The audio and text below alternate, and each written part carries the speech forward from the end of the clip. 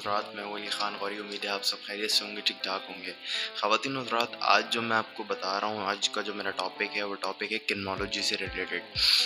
یہ جو ٹاپک ہے یہ ہے جرم کی کیفیت کے بارے میں۔ جرم کی جو کیفیت ہوتی ہے وہ کیا ہوتی ہے اور اس کی کتنی ایگزامپلس ہوتی ہیں۔ اس کی ٹوٹل 4 ایگزامپلس ہوتی ہیں، ٹھیک ہے۔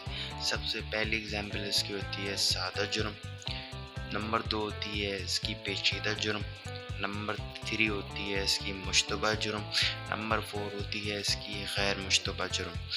تو چاروں اس کی مین ایگزامپلز ہوتی ہیں، ٹھیک ہے، اور یہ کیفیت بھی کہلاتی ہیں۔ کرمنالوجی کی بک کے اندر یہ دونوں چیزیں آپ کو مل جائیں گی، اور اکثر و بیشتر لوگ پوچھتے ہیں کہ ہمیں اس کی ایگزامپلز نہیں سمجھ آتی، اسی وجہ سے ہم چھوڑ دیتے ہیں۔ تو اس کو چھوڑا نہ کرا کریں، اس کو اسکپ نہ کرا کریں، بڑی اہم چیز ہوتی ہے۔ اگر آپ نے اس کو چھوڑ دیا، آگے کرمنالوجی بالکل یہاں سے سنیں گے، یہاں سے نکالیں گے، بیکار ہے پھر کرمنالوجی پڑھنا، ٹھیک ہے۔ تو ایک چیز یہ ہے کہ اس چیز کو نا، یہ جو جرم کا جب یہ آئے چیپٹر آئے یہ، تو اس کو بڑا دھیان سے سمجھنا ہے، ٹھیک ہے، کیونکہ یہ بڑا اہم چیز ہوتی ہے۔ تو اب ایگزامپلز اس کی شروع کرتے ہیں 1 بائی 1 کر کے۔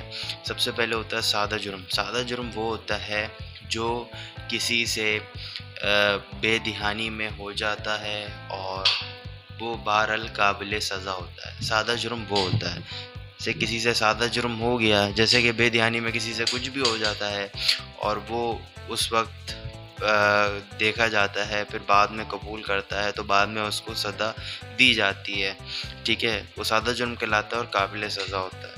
نمبر 2 پیچیدہ جرم۔ پیچیدہ جرم وہ ہوتا ہے کہ ایک شخص ایک بینک میں جاتا ہے اور بینک والوں سے جعلی دستاویزات دیکھ کر وہ بینک سے کوئی موٹی رقم وصول کر چلا جاتا ہے۔ جب بینک اس کو پکڑنے کے لیے دوڑتا ہے تو وہ بینک کے اوپر اپنی پستول تانتا ہے، اور وہ تاننے کے ساتھ ساتھ بینک کے 3-4 امپلائیز کو زخمی کر دیتا ہے۔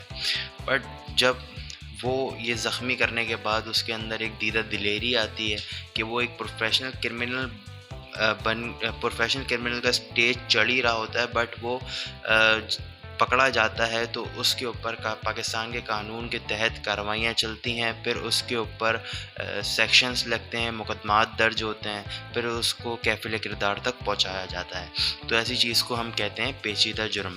نمبر 3 ہے اس کی مشتبہ جرم۔ مشتبہ جرم وہ ہوتا ہے کہ جس کی انویسٹیگیشن نہیں ہوئی ہو، جس کی انویسٹیگیشن مکمل نہیں ہوئی ہو، کیونکہ اس کے گواہوں کی وجہ سے اس کو موقع واردات کے اوپر کوئی ایسا ایویڈنس نہیں ملا جس سے کلیئریفائی ہو سکے کہ آیا یہی مجرم ہے اور اس نے جرم کرا ہے۔ تو ایسی چیز کو ہم کہتے ہیں مشتبہ جرم۔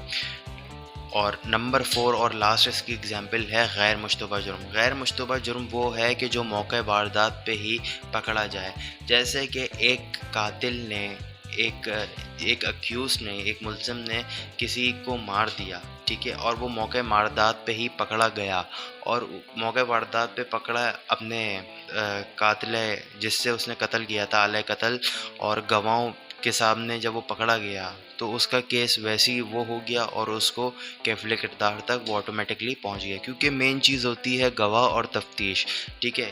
جس کے سامنے اس نے قتل کیا تھا وہ سب بھی موجود تھے کہ ہاتھوں ہاتھ وہ مجرم پکڑا گیا، اور موقع پہ ہی قانون کے ادارے پہنچ گئے اور انہوں نے اس کو ہاتھوں ہاتھ پکڑ لیا، اور اس کے گواہ بھی وہیں موجود تھے جنہوں نے یہ قتل ہوتے ہوئے دیکھا تھا، اور جو تفتیش تھی وہ بھی مکمل ہو گئی تھی۔ پھر قانون عدالت میں پیش کیا جاتا ہے تو عدالت اس کو 302 کے تحت بند کر دیتی ہے۔ تو یہ سب چیزیں ہوتی ہیں، اس کو ہم کہتے ہیں غیر مشتبہ جرم۔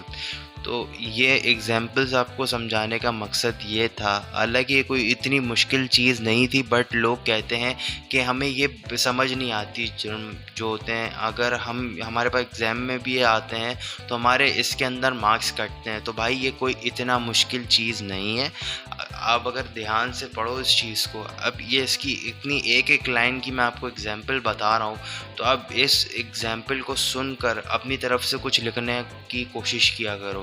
اب ایک سادہ جرم ہے، سادہ جرم میں آپ کو کیا لکھنا ہے، ایک پیچیدہ جرم ہے، پیچیدہ جرم کا میں نے آپ کو اتنی آسان ایگزامپل دی ہے کہ آپ اس کو اپنی زبان میں لکھ سکتے ہو۔ دوسری میں نے دی ہے مشتبہ جرم. مشتبہ جرم کی بھی میں نے آپ کو اتنی آسان اگزامپل دے دی کہ ایک ہلکے سے ہلکا بندہ بھی اس کو اپنے پاس سے بنا کر لکھ سکتا ہے. اور تیسری ہے اس کی غیر مشتبہ جرم. اس کو بھی آپ اپنے پاس سے بنا کر لکھ سکتے ہو. تو یہ ایگزامپلس جو میں آپ کو دیتا ہوں اور اس کی ڈیفینیشنس میں آپ کو بتاتا ہوں ایک ایک لائن کی ڈیفینیشنس بتانے کا مقصد ہی صرف یہ ہوتا ہے کہ آپ کے ذہن میں یہ چیز بیٹھ جائے کہ آیا اس چیز کو ہم کیا کہتے ہیں اور ایسے اکیوزڈ کو ہم کس چیز میں کلیریفائی کریں گے اور ایسے جرم کو ہم کیا جرم کنسیڈر کریں گے. اس کو آیا ہم سادہ جرم بولیں گے, اس کو پیچیدہ جرم بولیں گے, اس کو غیر مشتبہ جرم بولیں گے یا مشتبہ جرم بولیں گے.